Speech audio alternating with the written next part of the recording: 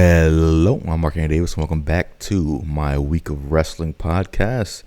I watched a little bit of wrestling this week. I watched a little bit of WWE, a little bit of Stardom, a whole lot of Shibata from his year 2013, and I'll talk about all those things. But first off, I want to talk about the news. I got my newspaper right here. What's in the news that's interesting to me? I mean, there's a whole lot of bullshit I don't find interesting. Oh, more and more speculation. Let's divine the entrails of this ghost to see where Daniel Bryan is going. I don't know where Daniel Bryan's going. We won't know until the deal's done, whatever company he's going to. Don't you want to analyze the unscripted promo that Paul Heyman had on Raw Talk? No, I don't. And why are you watching Raw Talk, you fucking worm? What is wrong with you? Ugh. Anyways. The news that I found interesting, the headlines. Honestly, this happened like 5 days ago, but it still happened after I recorded last podcast. Is that not only the Road 2 shows got canceled, but also the main Wrestle Grand Slam in Yokohama and the Tokyo Dome, they got canceled. The big shows where we were probably going to see Jeff Cobb versus Kota Ibushi match that I talked about, that I was looking forward to. And I don't know for how long the state of emergency in Tokyo is going to be, but the best case scenario, or just straight out wishful thinking based on nothing, is that, hey, maybe they come back in the beginning of June and we could just start off with that Road to Dominion show and then act like, kind of just picked up from there, act like nothing happened. That's probably not going to happen. But I don't know. It's shitty, no shows, but they're going to keep their... As long as they keep their guys safe, no one else gets COVID during this little period, this little break period, and people could, keep training, getting better, or recover from any niggling injuries, big or small. It's good, You don't want to get anyone, you don't want anyone dying over this. So it's fine with me. It could have happened at a way worse time, and the two pause points that we have in New Japan. Like where they had it at, it was not the worst time to have it. They could have had it during G1 season. They could have had it during Wrestle Kingdom seasons, and that didn't get broken up. We had it at around springtime, and fine, we could have it here, rather have it here than somewhere else. But nothing really much to say about that because we don't know. At least I don't know, and I don't want to guess what's going to happen after this. But if you do need some more, you want to keep up with your New Japan characters, all your favorite wrestlers. There was one interview on New Japan 1972 that you could read. It's the first half of a Kota Ibushi interview. He talks about his path, a little bit to his path to the title, but winning it, and how his match against Jay White, it was kind of anticlimactic in his eyes because he felt like he should have won the title. Beat Jay White to get the title, and he should have beat Jay White on night one. So that was interesting. I didn't really think about that at the time. It didn't really matter to me. But he also talked about his defenses and also how rapid the defenses came and how that affected him mentally. I had Sonata, and then he had 2.5 weeks later had to defend against Naito, and then 4 days after that he had to unify the Intercontinental and World title against El Desperado at the anniversary show. And he talked about the reaction to unifying the title and how just 99% of people did not like it. And he didn't feel too good about it, but he just had to let it go. And then he felt after he lost the title to Will Ospreay, he spent the whole next day just sleeping in his bed and woke up realizing that his title was gone. And it let his clear up his mind a little bit, because it wasn't until he lost the title that he realized, oh, it's not winter anymore. I guess the season changes. I don't have to wear my winter clothes anymore, even though it was already April by the time he lost the title. Talked about how the cherry blossoms have already bloomed and left by the time I realized it's not winter anymore, that spring has come. I thought that was, good symbolism. And that he was so obsessed and that's selling that title that he kind of forgot, what was grounding him the whole time. But whatever. That's you can go read that. It's a nice little chunky interview, and I guess the next part of it will come out in the next couple of days. Other headline that I saw: Atsushi Onita to launch FMWE Exploding Deathmatch promotion. FMWE as I think it's Frontier Martial Arts Wrestling. Wait, no, let me get the name of this, because obviously doing the FMW plus. It's Frontier Martial Arts Wrestling Explosion. All right, very good name. Playing off the FMW that he founded in 1989, and it said that the first show of this new exploding deathmatch based promotion will be on July the 4th. It'll be Independence Day, and you can find this show on, what's the name of this website? It was fmw-e.com. So don't know if you have to pay money for that, or you have to pay money for that on a subscription service. I don't know. I'm not sure I'm gonna watch this, but I did think that was just an odd move. It just seemed like in 2021, people really hungering for a full exploding deathmatch base promotion with barbed wire for ropes. I don't know. I don't really care for it. I'm not against it. I'm not one of these anti-extreme wrestling or anti-hardcore wrestling evangelists, because I don't really care. But it's just like, I don't know, it seems unnecessary. But if you're into that sort of thing is going to continue to exist for you. Go support Atsushi Onita's new venture. On Fight TV, on the 23rd, there will be a Hana Kimura memorial show, celebrating her life, her work, and I guess raising awareness about the ills of cyberbullying. Yeah, it's last year. I obviously she died in May 23rd. She killed herself May 23rd of last year, and it was a surprise to many people. And I never knew who she was before then. And it's always sad to hear that the first piece of news you get on somebody is that they're dead, especially when they committed suicide. And when they're so young. I think she was early 20s. She was like my age. And yeah, it sucks. And I think I'm going to go watch the show. And I think that week when I review the show, I'm going to actually, lead up to that week, I'll watch like a lot of her matches, if not all of them. And talk about her work, her life. Because, doesn't every living person, or at least every living person who goes into doing something creative kind of thinks about that. It's like, when I die, will people not just talk about the contents of my character, but will they talk about my work and appreciate what I was trying to say through my work and my efforts that I went through, what I put my life's energy into? Will that be recognized when after I'm gone from this world? Oh, excuse me. My phone is giving me a tornado warning. A severe weather. There's a flash flood watch or tornado warning and a flood advisory. No, I hear you. I hear you, weather bitch. I hear you. Okay. I don't have that. I live in a shack, actually. Okay, it's done. Anyways, yeah, I'm recording this while there's a thunderstorm. It's lightening up. It's kind of lightening up. But yeah, it was pretty bad like about 5 minutes ago. But anyways, yeah, I think I finished my point though about that. So I'm gonna do that for Hana Kimura. I'm gonna appreciate her life, and the only way I can by watching and commenting on your stuff. I don't know. Other news is that El Phantasmo made his debut on Impact. I didn't get to watch the match. Whatever. Apparently he won, but I just put that in there because I just thought it was like, minus these COVID times, like if it was like normal or whatever, there'd just be such a flow between these promotions, like this good circle where NJPW is working with Impact, AEW, CMLL. You'll see, obviously, you always see, and ROH, of course.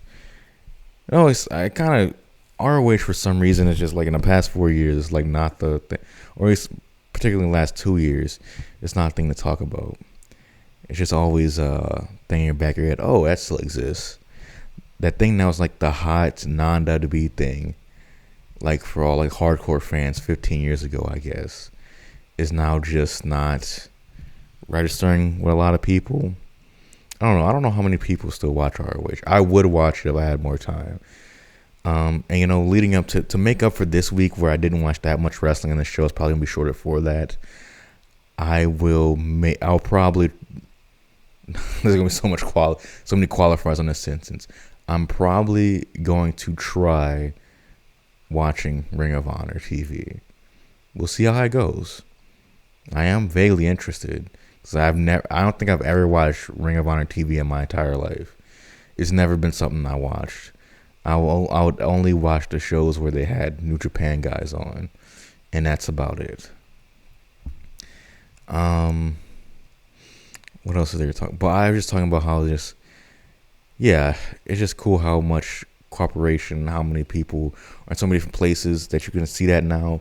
And honestly, if in the 80s or 90s, I guess there's stuff like that all the time. You would see, WCW guys in New Japan. You would see NWA guys in All Japan in the 80s, and you would see, same thing. People going to Mexico, people going to Puerto Rico, not coming back. All sorts of things. People going to different promotions. I just saw Eddie Guerrero in 2002, like a year after WCW went down. I mean, at that point, he had to be, wasn't he in WWE for like 2 years at that point in 2002? He was on a New Japan show. He was tag teaming with, what's the dude named Black Tiger versus Wataru Inoue and Shibata. I didn't watch the match, but I saw it. Like I saw that it was on YouTube. I'm like, that's weird. Yeah. But yeah, I like to see that. I guess it's like this kind of way that, it's like a whole wrestling universe, and you all have the little divisions, but sometimes they interact or whatever. It's like a comic book universe. I don't like comparing wrestling to comic books because one's cool and one is, it's like this rant. Oh fuck, I forget that I record these out of order, and that even though I recorded a video yesterday, it's not coming out for like 3 weeks. So never mind, I'm not going to reference that argument. Anyways, what's another piece of news? I guess I already touched on Daniel Bryan. Is Daniel coming or going? The only reason I care about Daniel Bryan at this point is that I think it'd be really disappointing if he signs with WWE, obviously, or like re-signs with WWE. Cause like, what is there to do there? You already did the thing, all that stuff. Honestly, your first retirement, you could have stopped there. You already did everything you needed to do with WWE. You had them. Oh fuck, you had the moment in WrestleMania 30. That was cool. And you already had a great career before you even came to WWE. The only thing I care to see him not do now is do the G1, have a great G1, and now be like a cherry on top of just a delicious career. Maybe I shouldn't describe somebody's career as delicious, but there you go. And it's like an AEW, what's it gonna do? Just have matches and feuds with a different group of people. I just don't. I don't know. I just don't. I just feel like New Japan, he could have having that G1, having a great G1, it could become legendary. It could become something we look back on. Just having great matches, just random great matches in AEW, especially if he never wins the title. I don't know. Then again, I'm not an AEW fan, so I would look at that differently. But I know probably every person who likes Daniel Bryan and has a favorite company, they want them to come to their favorite company, So whatever. I'm not gonna be mad or sad if he goes to AEW. Good for him. How realistic is it for him to come to New Japan? Probably not very. I feel like that he's probably just gonna go to AEW after a very long break of not wrestling at all, like 6 months or something. But anyways, let's get into talking about what WWE I watched. I haven't watched a full WWE show since WrestleMania 34. That was in 2018, and that was that. I had a pretty long phase of me just like saying, "What the fuck are they doing? Why can't they make stories that are good, that make sense, make shows that are just good from beginning to end, not this bullshit, this over promo, overwritten bullshit. I just want to see wrestling." And I was like, okay, WrestleMania 34 is the go to Sam's house. Me and Sam got together, watched that in 2018, and really looking forward to. Particularly, I was looking forward to that day was the AJ Styles versus Shinsuke Nakamura match. It was really good, but still was not what I expected. And the whole show was just kind of whatever. It was stupid. We also didn't like that Charlotte beat Asuka. I remember that. And the main event of Brock Lesnar versus Roman Reigns was whatever. Yeah. I also had the tag team match with Kurt Angle and Ronda Rousey versus Triple H and Stephanie McMahon, and that was really good. But besides, I mean, it's just like this is what WWE is gonna be from here on out. There's gonna be stuff that's still good, but it's not as good as it should be. And there's a lot of stuff that's just stupid, and there's a whole bunch of stuff that's just nothing. And so since then, haven't really watched WWE. And this main event, the show main event that they have on, I think it's on Hulu. It might also be on Peacock, but I got a free Hulu thing right now. So I watched main event. They had two matches. They had Ricochet versus Mustafa Ali, or Mustafa. They started pronouncing it different since the last time I watched WWE. Apparently it's Mustafa or something like that. It was a pretty good match between those two. Then there's 20 minutes as they have on main event, like 20 to 30 minutes of SmackDown and Raw recap. Also on main event, they still have the same intro that they had for like the past 6 years or 7 years. They just move some of the clips around, or like they replace clips with the current roster from past rosters. But it's cool that they still have the same thing. The other match they had was Jeff Hardy versus Jinder Mahal. It was an okay match. It just seemed, it's the last time I seen Jinder, it does seem like he's gotten better. With that being said, he's still not that good. But yeah, it was an alright show. I guess just 2 matches. Not much. The other thing I watched was the 205 Live. And it had Samir Singh versus Ari Sterling. It was a pretty good match. And then they had it was a short 205 Live. Apparently, it's only 30 minutes now. I remember when I watched it like in 2016, 2017. I remember it being an hour long. I guess they changed that because no one wants to stick around like an hour after SmackDown to watch just a lesser show with not lesser wrestlers, obviously, but wrestlers that people don't care as much about. And I don't even know if 205 Live is taped after SmackDown. Probably just taped before, as it should be. It should be like main event in that way. And it was like a main event level show. The Samir Singh versus Ari Sterling match was pretty good, and Arya Daivari and Tony Nese versus August Gray and Ikemen, the newly debuting Ikemen Jiro. That match was really good. Jiro and Gray pick up the win. Ikemen, I think they said, the commentary said it means handsome, so he's handsome Jiro, and he did this thing where he put his hand in his pocket, or he'll grab like the corner of his jacket and punch with the thing with his jacket in his hand. I don't know, it looks cool. Yeah, he seems interesting. I've never heard of this guy before. Don't know him at all. I kind of don't know any of these wrestlers besides the Singhs, Daivari, and Tony Nese. I guess that's half of them now I think about it. But anyways, I still just kind of whatever show. I remember back when I used to watch it, they had the Neville was champion. And that was more interesting than this. This isn't prime time. This isn't Cash Money. But apparently on NXT yesterday, actually it's today. As I'm recording this on Tuesday, NXT hasn't happened yet. Apparently Kushida is going against what's his name? Oh fuck, I forget.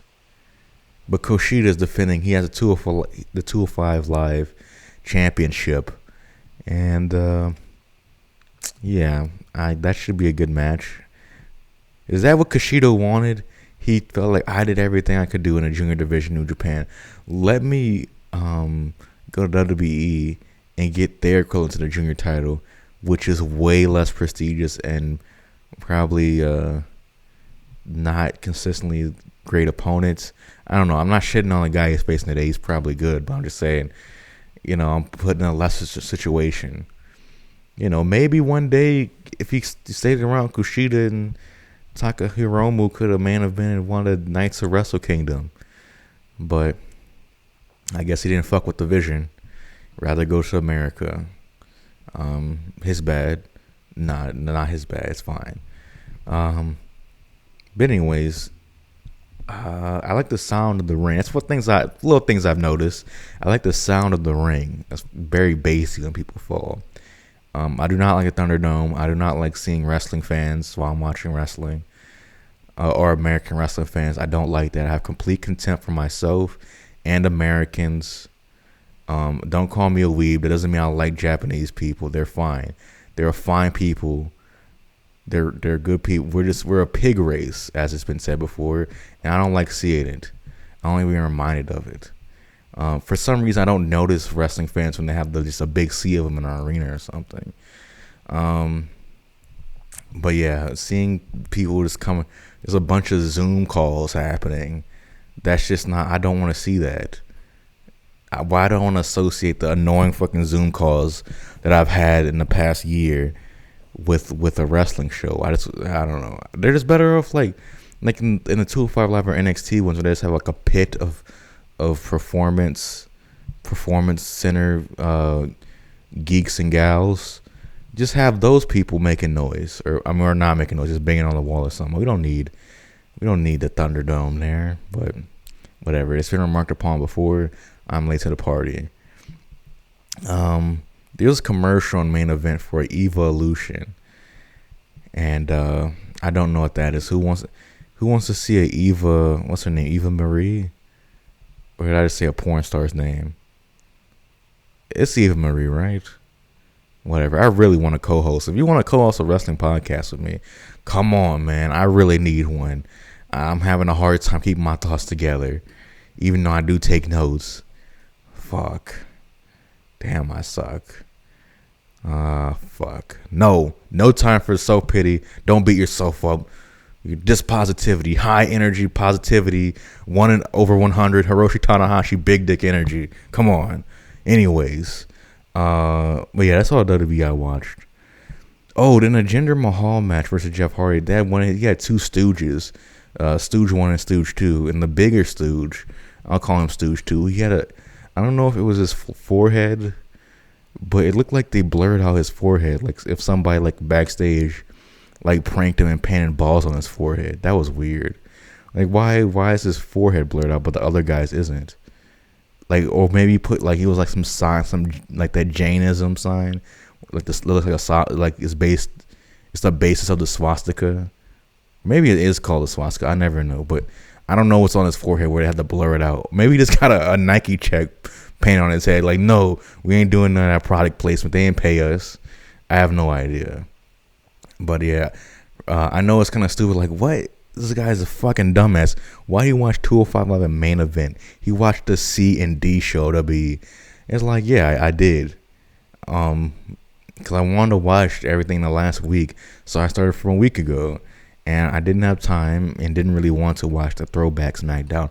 I'll get to it eventually if you want to hear my thoughts about that. I probably don't have anything special to say about that. Because I generally dislike when WWE, hey, remember the old times? They were good. Especially in comparison to today's shitty wrestlers, huh? And it's like, you're assuming what I think. You assume that I liked your past and I don't like now. Or I like the past more than now. I don't like WWE's past for the most part. And I think that's better somewhat now. You don't have to keep doing throwback shit. I know it's a tactic and it was an effective one because the the rating for the SmackDown went way up apparently. But I don't like, as a fan, like, I don't know, if you just had good wrestling the whole time, like, you're referencing back to times that like they were like, okay, peak times. You were talking about Attitude Era. Before that, you're doing shit, and right after the Attitude Era, you started the slow decline.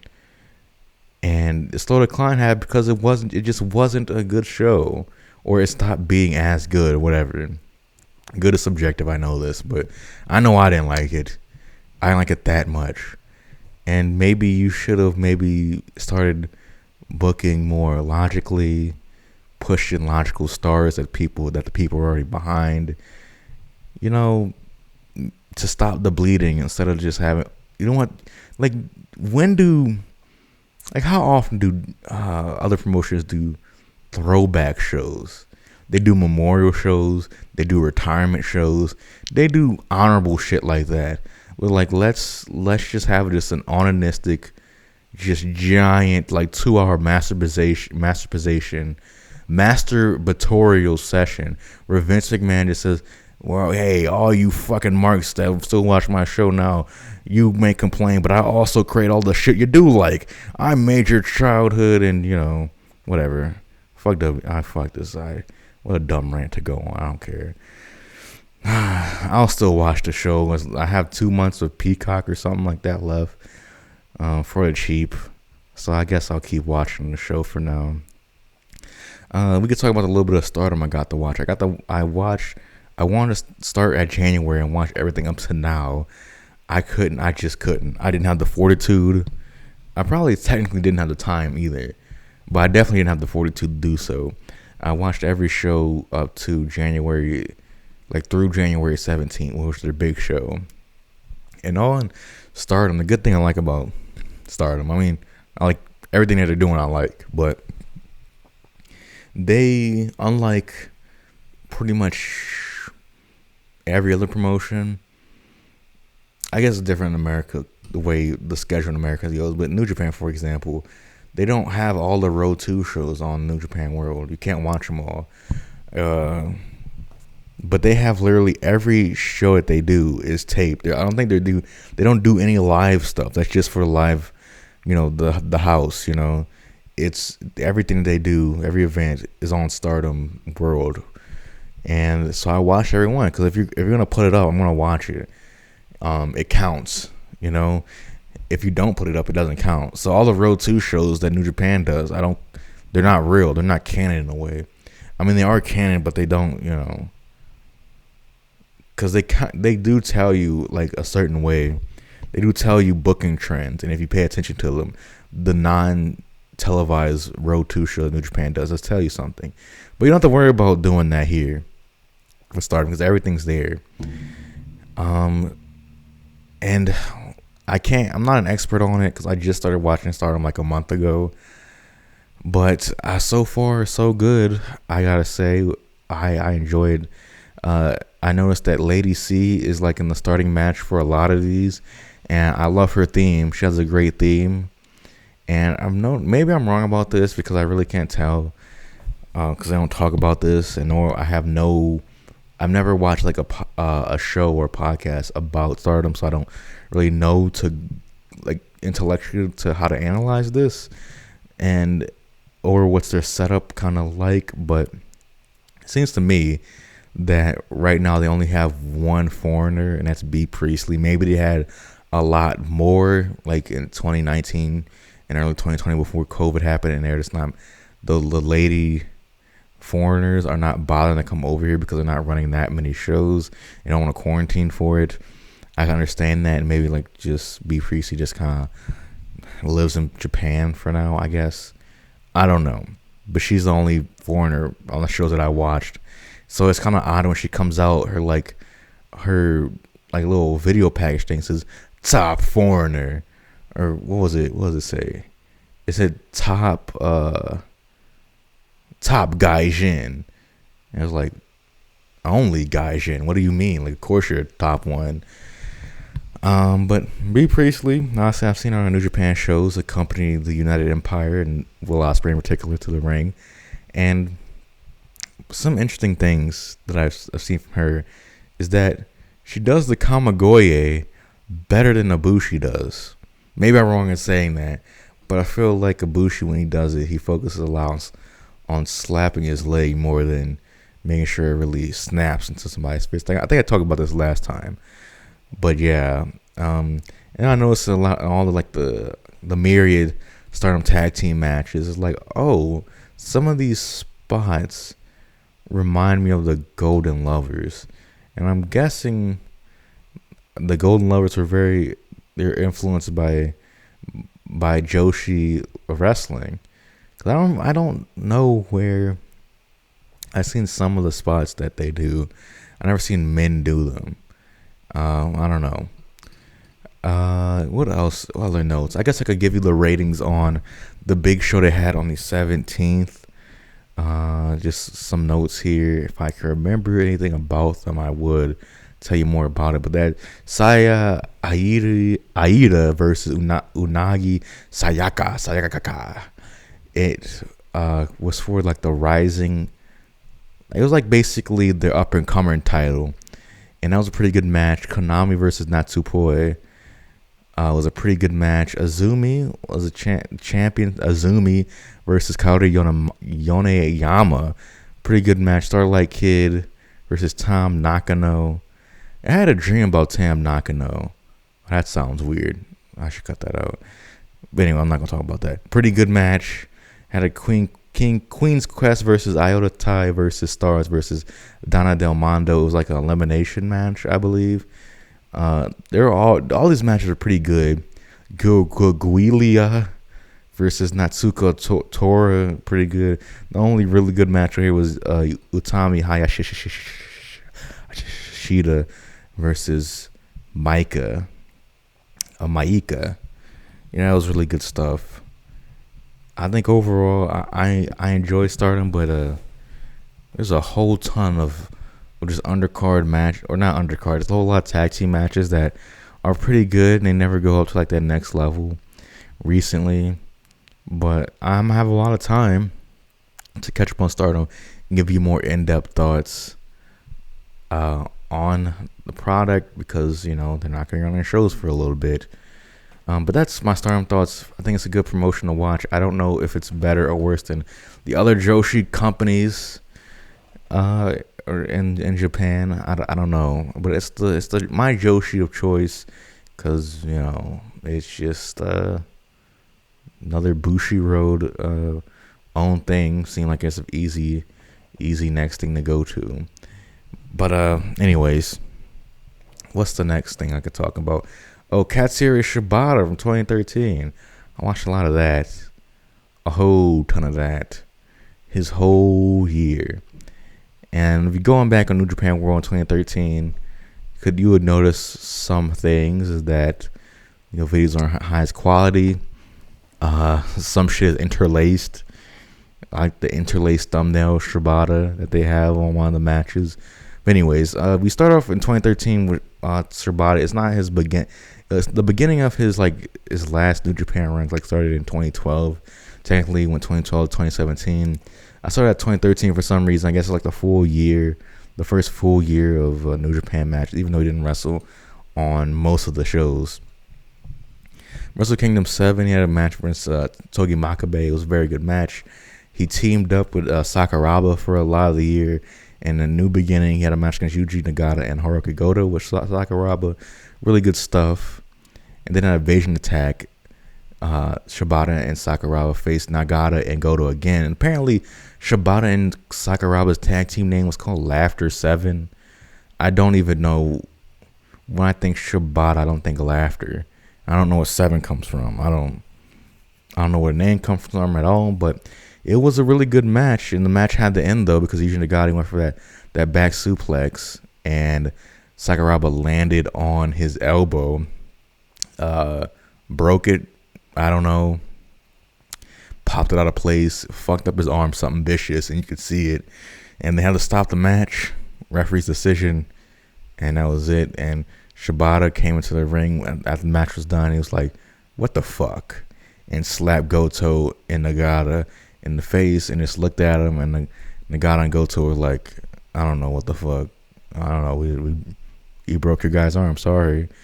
And then the match was just, then they just went their separate ways. And then at Wrestling Dontaku, I guess, I don't know if this was caused by Sakuraba's injury or they're going to do this anyway. Shibata and Goto have a really good match that ends in a draw.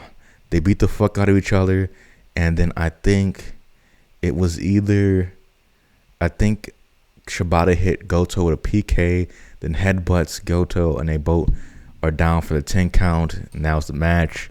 The crowd was silent. One guy booed at the finish. And I thought that was a pretty good finish, but whatever.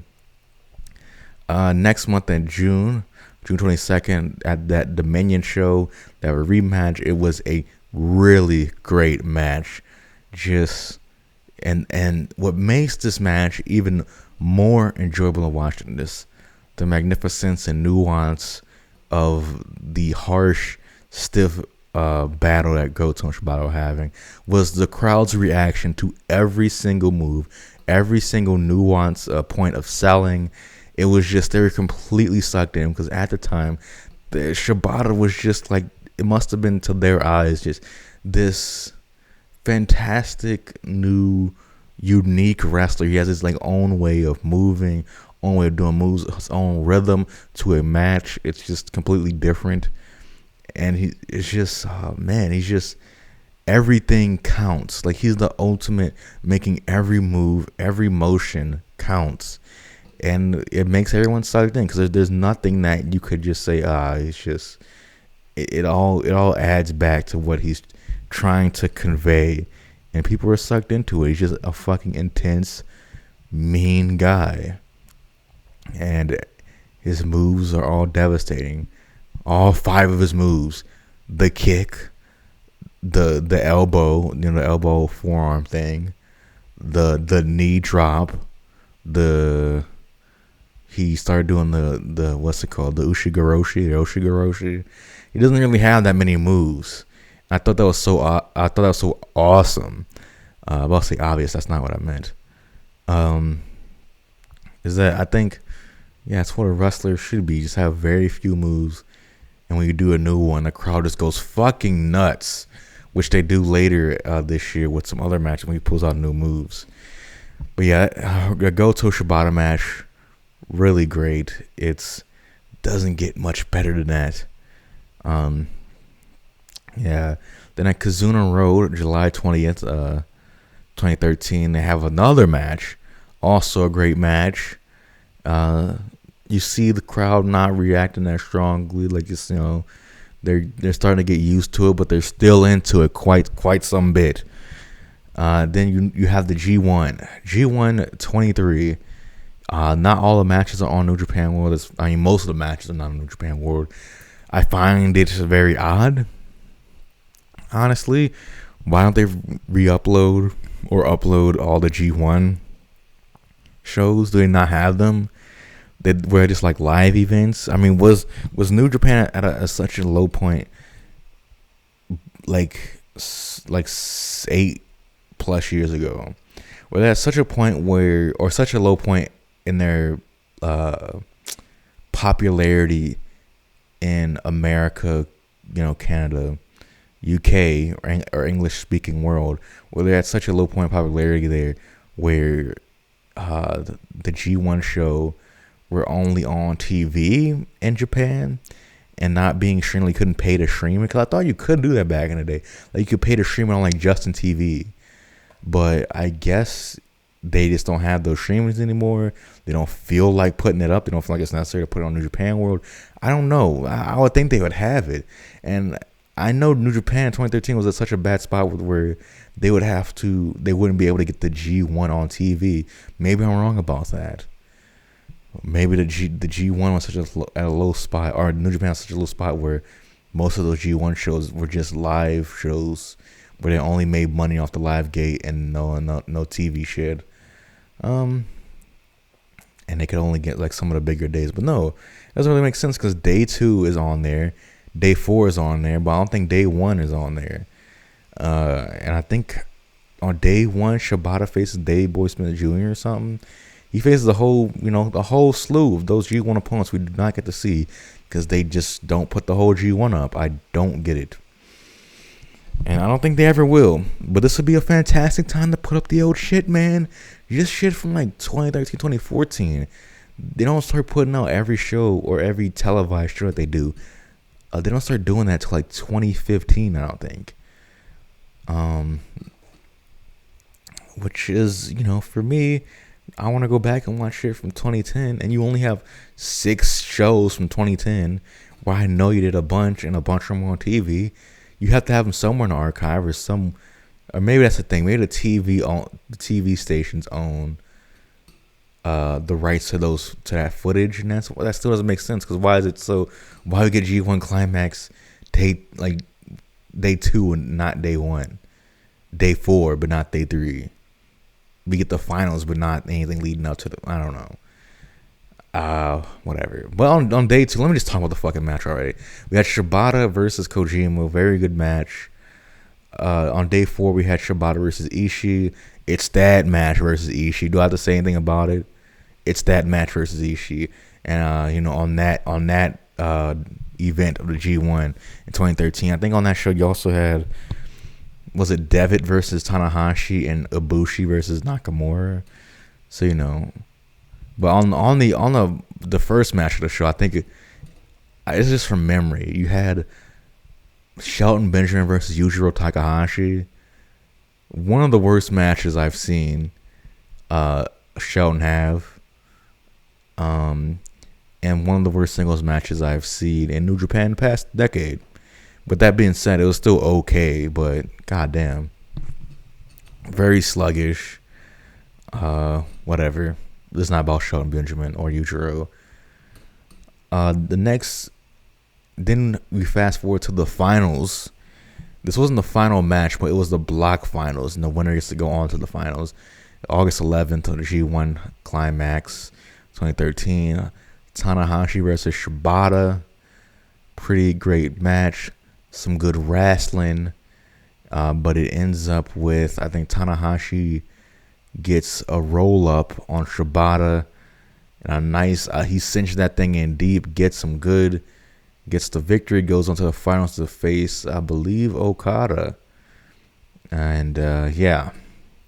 So after the G1 Climax, got to Destruction in Kobe, and we had Shibata and Sakuraba. They're back again, and this time versus going against Nakanishi and Nagata. Pretty good match. It was good seeing Nakanishi being completely immobile.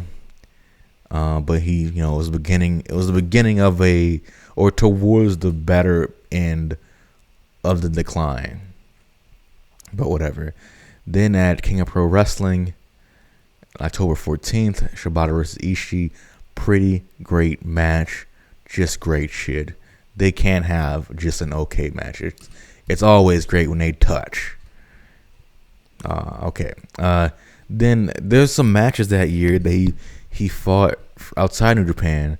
He fought for Wrestle 1 at one point, and then had a couple of matches for Pro Wrestling Noah. I don't know where I could get most of those matches. I can't find them for free, and so I don't know. I guess they're just lost to time. But they do have one of the Shibata versus Maybach Taniguchi matches on YouTube.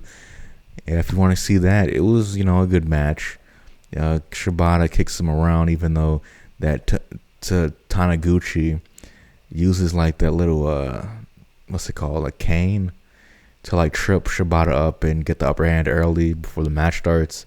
Shibata comes back, kicks his ass, and at one point, I think Taniguchi gets disqualified, but Kenta comes out, says, "Restart the goddamn match." And the match gets restarted. Shibata kicks Taniguchi's ass, unmask him. They battle. Taniguchi has a comeback, does a splash, goes for a pin. Shibata kicks out. I think Shibata headbutts him. Then penalty kicks him, pins him. 1, 2. Shibata gets grabs his head, picks him up. He said, "Nah, I ain't finished." Puts him in the chokehold. And, puts him to sleep. Wins that way. Good match. Uh, and then the last match that I could see from this year on New Japan World, it was a World Tag League undercard match. It was the Young Lion, Yohei Komatsu versus Katsuyori Shibata. It was a good little 4 minute squash, and I enjoyed it. Komatsu showed fire, but of course, it meant nothing. None of his attempts to victory meant anything in the face of the beast that is Shibata. Interesting thing about this match, before this match, the announcer said, I think he said weighing in at 185 pounds, Katsuyori Shibata. I'm really curious of how much he actually weighs, because he is very slight. He's jacked. I mean, not jacked. He's ripped or whatever. He's very impressive physical specimen, and he's very strong, which we saw in those Goto matches where he just lifts up like dead weights Goto and then throws him, which is all of his power, because they didn't do the little jump up thing. He's very strong, but he's kind of slight. He's not that thick of a guy, and I wouldn't be surprised if a 185 was more accurate than 205. But then again, I have no idea, because he's like 6 foot. And 185 sounds right though. 185 seems more realistic than 205. Because I had a friend who was about 185, but he was like 5'8", 5'9", and he seemed thicker than Shibata. And you swap out the 3 inches of height, but you keep that weight. I feel like 185. I don't know. Someone should ask him, how much do you really weigh, Mr. Shibata? And then he says, what are you talking about? Or whatever. I don't know. Anyways, that's my thoughts on Shibata 2013. I'll come back next week with more of Shibata's career. But so far in 2013, for the matches I've seen, what the fuck? I cannot speak in the right tense. It's this fucking, I haven't talked to somebody in a very long time. For a prolonged period. I talk to people, talk to family or whatever, but not for a prolonged period of time. The most talking I do is recording these videos. So yeah. If you want to collaborate with me again, email me, comment, whatever. I think I sound very tired right now, because I am. I've had 5 days in a row of bad nights of sleep, and I'm ready to move on, work on this next week, because honestly, I don't know how good this one's gonna come out. The last one I think was pretty good, but didn't really get any subscribers on any of the feeds because of my performance. I don't know. I don't know. I hope the thing grows up. I can approve, but some weeks, not every week's gonna be great, and I just feel like every time I don't have a good performance in one of my videos, I have not that good of a video or not good of a podcast, that's the one that everyone fucking sees for some reason. And it's just like, it's defeating. It's like, why can't I get a fair fucking shot? Why? Maybe I don't deserve one. Maybe I gotta grind a little bit more. I mean, Shibata didn't reach his point in redemption till 2016. Or maybe in some people's eyes, he didn't really redeem himself for what he did for turns back on the company until he gave his career to the company in the form of that Okada-Shibata match. So maybe I have a path as long as that one to go down. Well,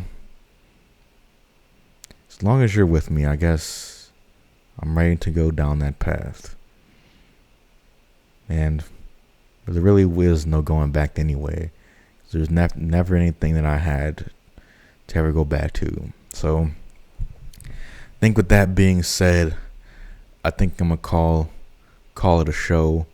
Thank you so much for watching or listening. Of course, again, you can listen to the show on SoundCloud directly from my RSS feed. I submit the podcast to Google. I'll see if that's been if it's been approved yet, and I'm working on getting it on iTunes. But yeah, as always, thank you so much for listening and watching. I appreciate all your support and viewership and whatnot. Check out the merch, check out the membership. If you don't do that, hopefully you stick around till next week.